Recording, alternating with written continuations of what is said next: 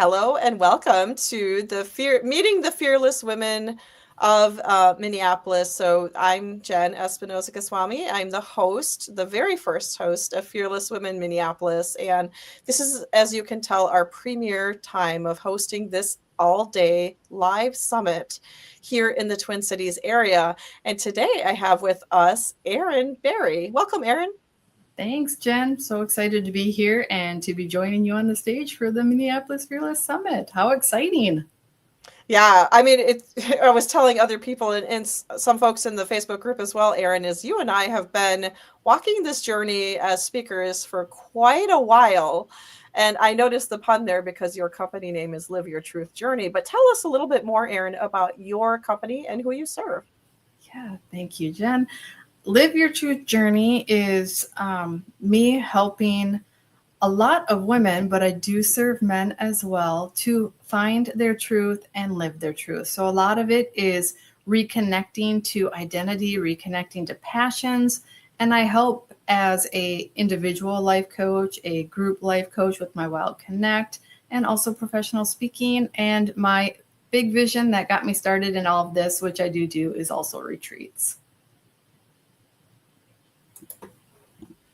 Yeah, I've attended some of your events in the past, which were very heartwarming types of events. And I love the idea of retreats. I've often told people one of my favorite opportunities is retreat speaking. I think that was my favorite all-time speaking opportunity when I went to at the time it was a Christian retreat in the middle of nowhere, Wisconsin. And I'm like, this was the best opportunity ever because not only was I a speaker, but I also got to coach. I got to do other things. So I totally understand what you mean about the retreat speaking.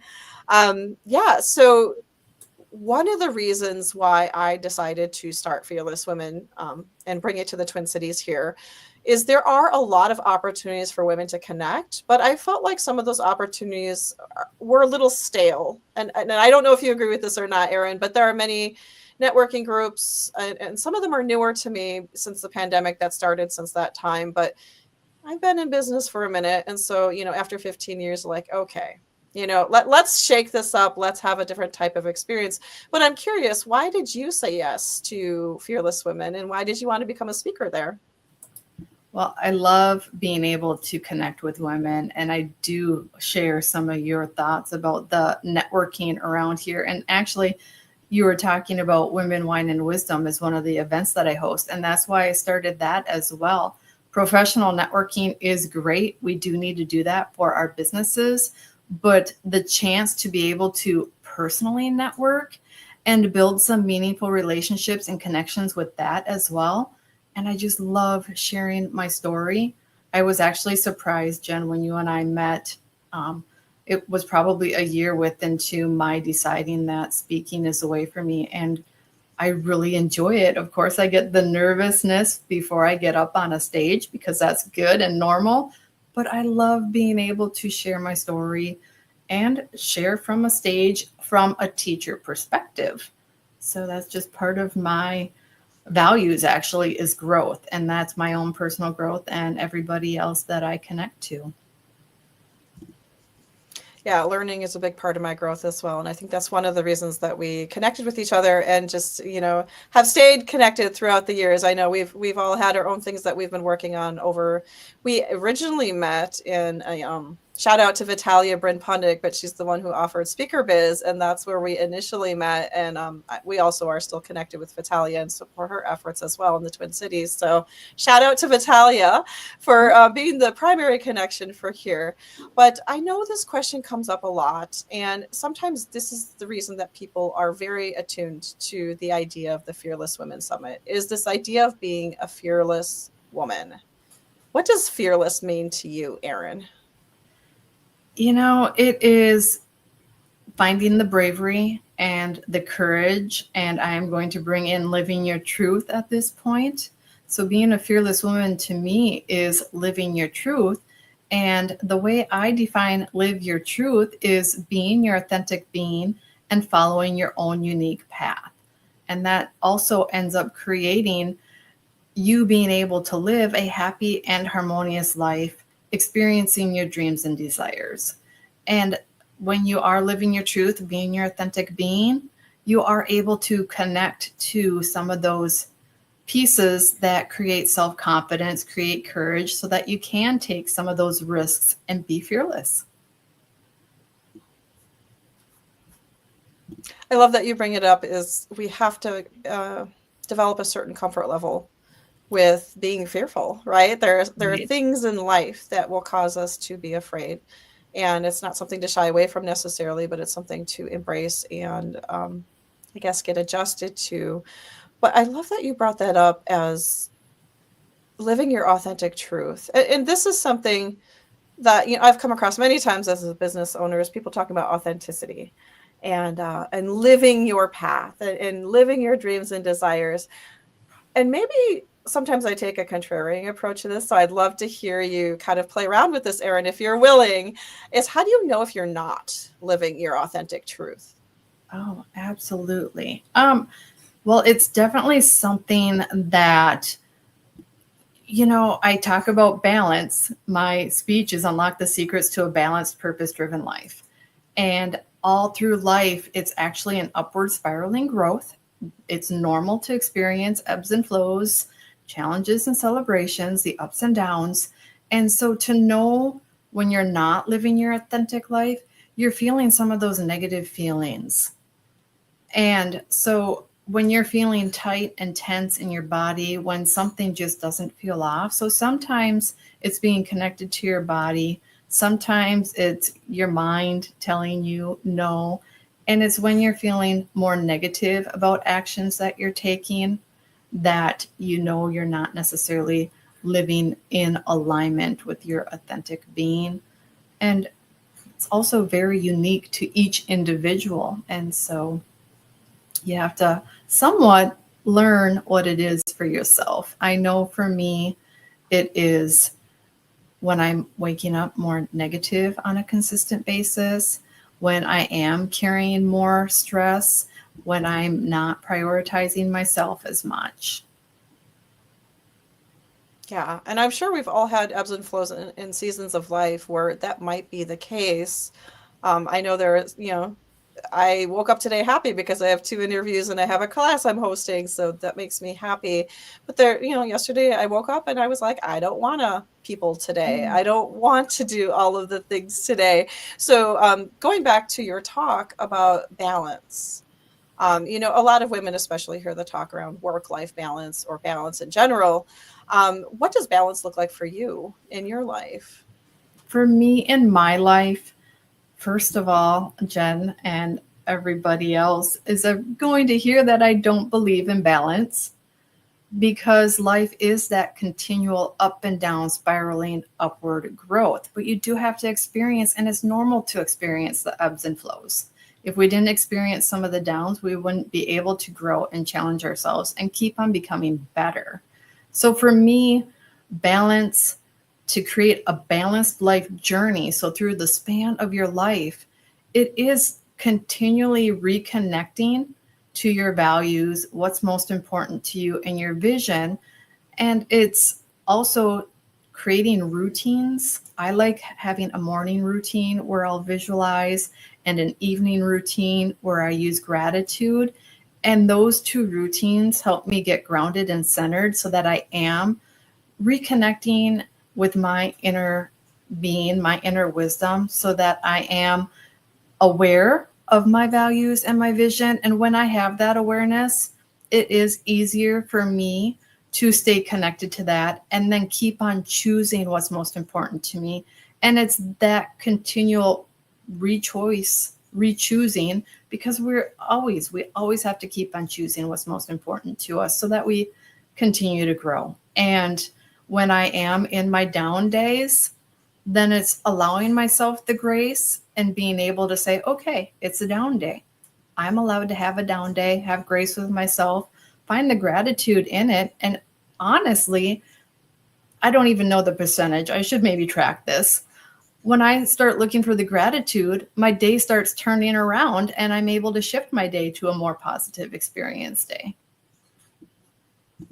I love that you said, I don't even track this. I don't even know how to, because I think sometimes, we get into that slump where we're like, if I'm not actively doing something or tracking progress or measurement towards something, I'm not learning, I'm not growing, I'm not developing. So I love that you just brought that up as an aside. Well, I've never paid attention to this specifically, but I know it makes a difference. And perhaps that's part of that elusive balance for you. Or I don't know, what word would we use instead of balance, because you said you don't believe in balance. So I'm just curious, is there a word you prefer over balance? I say flow, and I actually Well, just combine the two so that it's a balanced flow. So when I think, I do think of spiral upward growth, but you have to add into that the wave. So it's a wave upward flow. So that's a little hard to depict in one movement. I certainly love anything that has a metaphor with water and flow and waves and things like that. So thank you for sharing that with the audience here. So I know, because you're a speaker, Erin, and you've spoken on many stages over the years, what made you especially curious about Fearless Women, or what made it a yes? Other than, of course, you knew me, you kind of know how I show up, but was there something else that said, yes, this is the stage for me? It's being able to share my story with other women, and I know there's going to be some men there as well, that when you are living a life as more conforming, more of a people pleaser, because that's what my past story is, that I was a people pleaser and I was choosing to make other people happy, choosing to fill other people's expectations rather than my own. And so I want to share my story, because my story is the transition and the transformation to being more fearless, to living my truth. And that's why I think the fearless and the live your truth are in alignment. And that's why I think this Fearless Summit Minneapolis stage will be a good fit for me.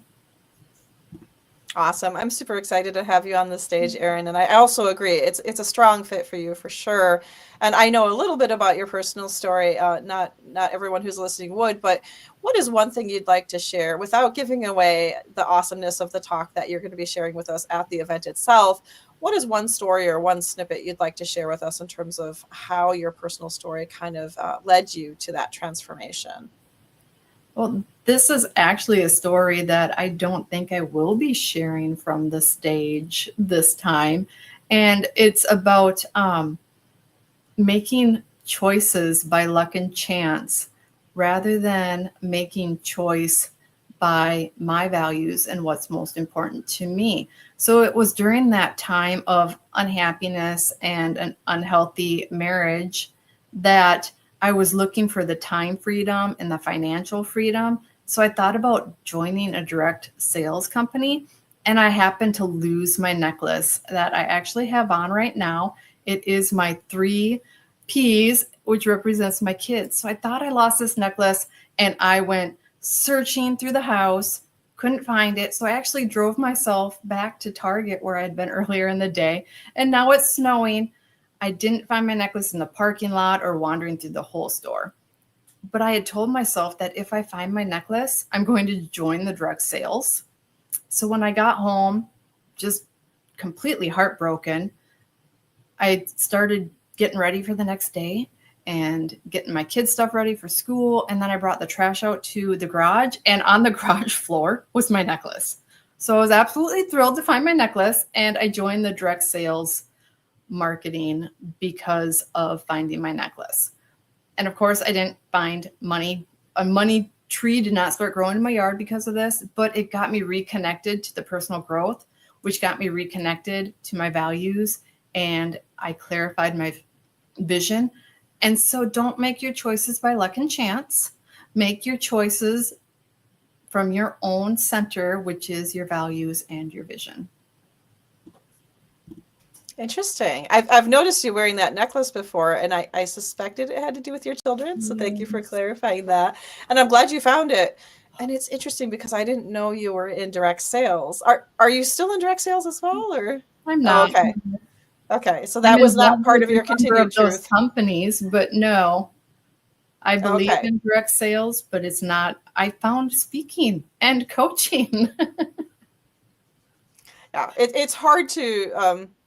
The direct sales world is very different from the world of coaching and speaking. Not that you can't translate your skills over or transfer your skills over, because many folks do. We've had a lot of direct sales professionals who unfortunately their companies folded or the model changed and things like that. So many are pivoting into a different way of life. And speaking of pivots, I know you've certainly had your share of pivots, Erin, and I personally used to work in corporate world for many years in financial services before I shifted into entrepreneurship.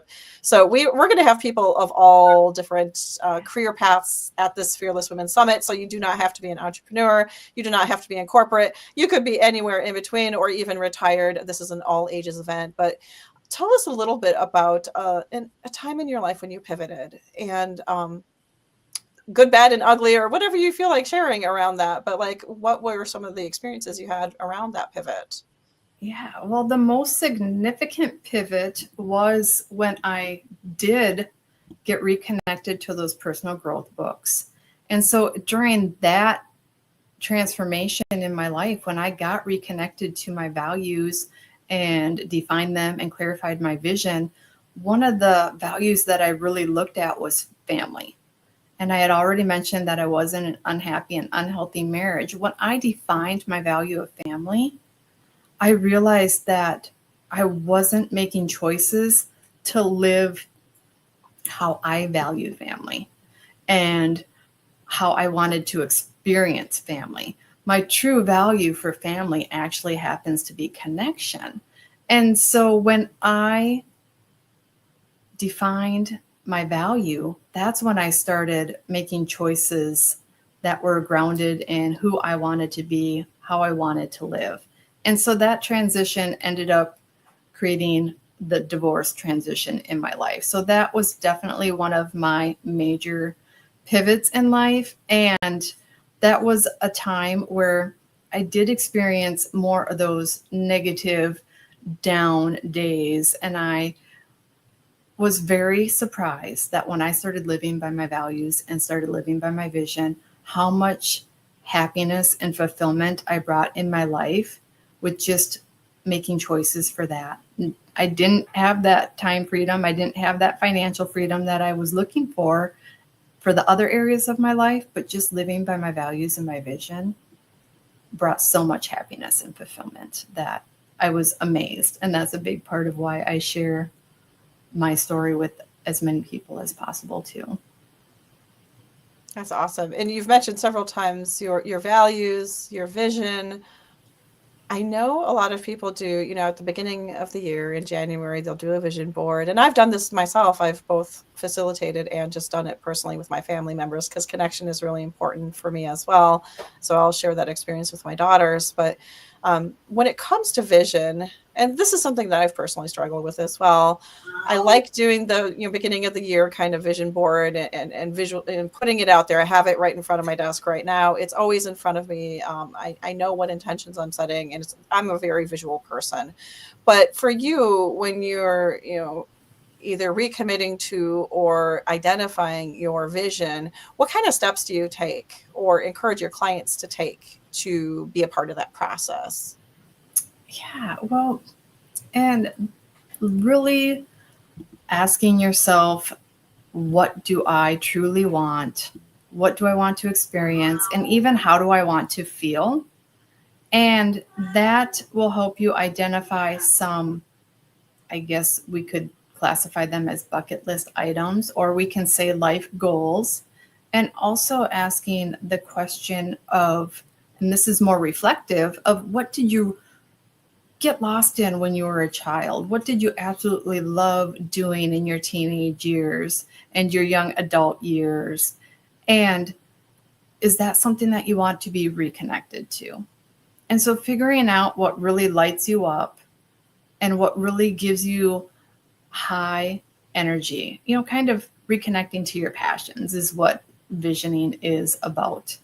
And then setting some of those life goals and breaking it down or not breaking it down into goals. But the vision, to me, once you have the idea of the life goals, it's then to imagine it and let your imagination just go wild, because as you imagine it and visualize it, you're doing a few different things. You're connecting to it and making the desire stronger.